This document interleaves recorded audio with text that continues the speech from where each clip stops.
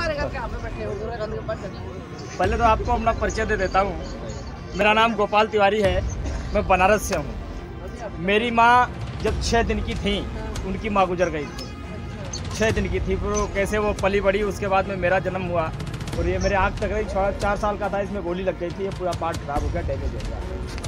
तो उसकी बाद में जो है हमने एक दृढ़ संकल्प लिया और हमने अभी तक करीबन 18 राज्यों का सफ़र किया। 10 किताबें लिख चुका हूँ, 11वीं किताब में लिख रहा हूँ।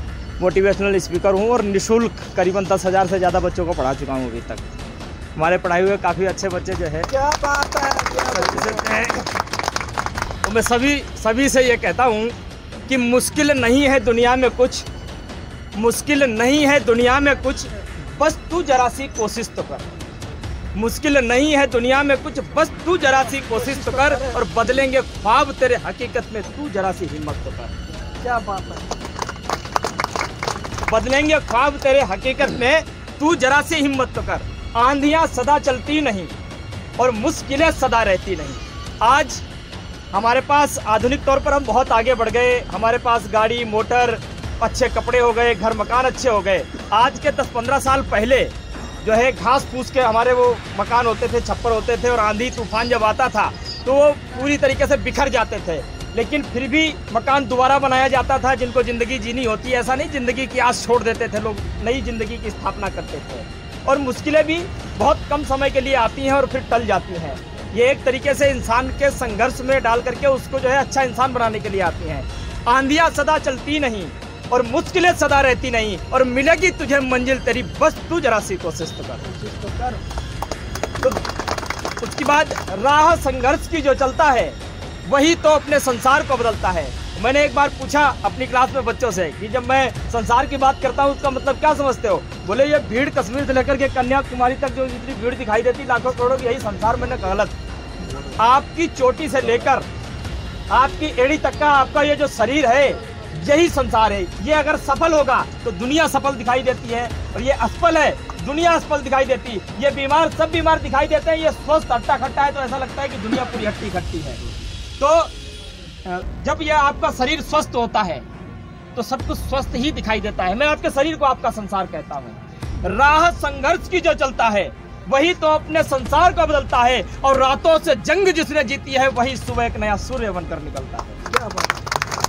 अब कई बार हम लोग सोच रहते होंगे कि वो जो सूरज है उसका काम है सुबह उदय हो जाना, वो प्रकृति का एक अहम अंश है, एक अहम अंश। उसके बावजूद वो लगातार रात को 12 घंटे अंधकार से लड़ाई लड़ता है। 12 घंटे दोनों में खूब धड़प होती है कि तू जीतेगा कि मैं जीतूंगा, तू जीतेगा कि मैं जीतूंगा।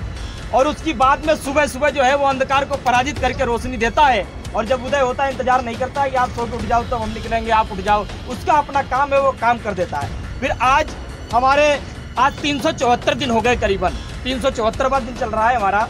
आज हम जितने भी लोग हैं, हमारी मंजिल है, हमारा संयुक्त किसान मोर्चा की एक मंजिल है, हमारी किसानों की एक मंजिल है।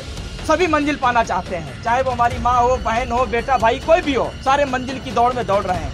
तो मंजिलें बड़ी जिद्दी होती हैं, हासिल कहाँ नसीब से होती हैं। जितने आप जिद्दी हो ना उससे 1000 गुना ज्यादा मंजिल जिद्दी है।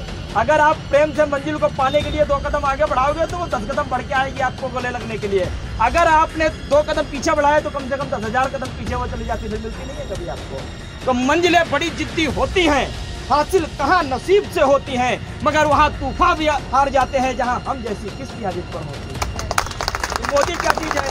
मोदी जैसे तो बहुत आसानी से हार जाते हैं। और रही बात आंदोलन की, तो 1 साल हमने ये ट्रेनिंग की है। ट्रेनिंग हमें भविष्य में ऐसे न जाने कितने आंदोलन करने, हम तो ट्रेंड हुए हैं। अभी नर्सरी में एडमिशन हुआ था हमारा, 1 साल ट्रेनिंग चली है। अभी हम केजी में जाएंगे, 1st, 2nd, 3rd। अभी तो बहुत लंबी कहानी चलने वाली है। ये पीढ़ियों तक जो ये आग जली है इसकी तपन भविष्य में आने वाली पीढ़ियों तक महसूस होती रहेगी।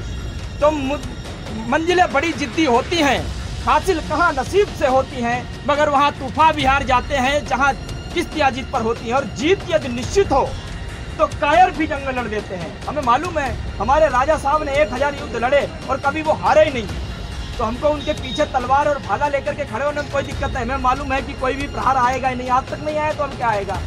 तो मैं कहता हूँ कि आपके घर में जितनी भी संपत्ति है उस पर अय्यासी करना बहुत आसान है। आपके बाप ने आपके लिए जो कमाया आप 1 रुपए कमाओ, लेकिन उस 1 रुपए में आपके पसीने की महक होनी चाहिए, और उस 1 रुपए में वो काम करके दिखाओ जो आपके पिताजी ने आपके लिए लाखों रुपए में नहीं कर पाए, तब आप इंसान कहलाने के लिए लायक हैं। अन्यथा ये भीड़ है यहाँ करोड़ों की, लोग आते हैं जाते हैं, आते हैं जाते हैं, इनकी कोई गिनती नहीं होती है। तो जीत यदि निश्चित है तो कायर भी जंगल उड़ देते हैं, मगर बहादुर तो वो लोग हैं कि हार निश्चित है फिर भी मैदान नहीं छोड़ते हैं। उन्हें मालूम है कि हम हार जाएंगे फिर भी मैदान नहीं छोड़ते। और सामने मतलब होने है जंग जितनी अब पता सी अपन हारांगे, मोदी अपन हरा दूंगा, वो तो नहीं 2 लाइन। और हमारी एक लाइन बहुत फेमस है जिसपे कई सारे राइटर्स लेखक ने बड़ा विरोध जताया कि भरोसा यदि ईश्वर पर है तो जो लिखा है तकदीर में सिर्फ उतना ही पाओगे। हमारे घर में सिखाते हैं कि जो आपकी तकदीर में लिखा, भाग्य में, किस्मत में उतना ही मिलेगा, ईश्वर जितना देगा उतने। मैं नहीं मानता हूँ इस बात को। मैंने कहा जब मैं नहीं मानता हूँ तो वो हमसे बिगड़ गए, बोले कि तुम दुनिया की एक अलग रीति लेकर के चल रहे हो। हमने जी कि भरोसा यदि ईश्वर पर है तो जो लिखेगा तकदीर में सिर्फ उतना ही पाओगे। यदि भरोसा अपने आप पर है तो ईश्वर वही लिखेगा जो आप चाहो। हमने चाहा, हम 374 दिनों तक रुके, हमने देश के ऐसे क्रूर, ऐसे तानाशाही, ऐसे अहंकारी प्रधानमंत्री को हराया जो कभी भी एक कदम पीछे हटने को तैयार नहीं था, और धीरे धीरे करके उससे हर एक मांगे हमने मनवाई। और आने वाले समय में इस किसान आंदोलन ने पूरे देश को ही नहीं बल्कि पूरी दुनिया को धैर्य, धीरज, संघर्ष का परिचय दिया कि संघर्ष क्या चीज होती है, कैसे किया जाता है संघर्ष। और एक आखिरी लाइन में कहता हूँ कि मुझे कुछ मिले और चाहे न मिले यह मुकद्दर की बात है। मुझे कुछ मिले और चाहे न मिले ये मुकद्दर की बात है, मगर हम कोशिश भी न करें ये गलत बात है, ये गलत बात है। हमारा प्रथम कर्तव्य है कोशिश करना। जय जवान जय किसान, किसान एकता।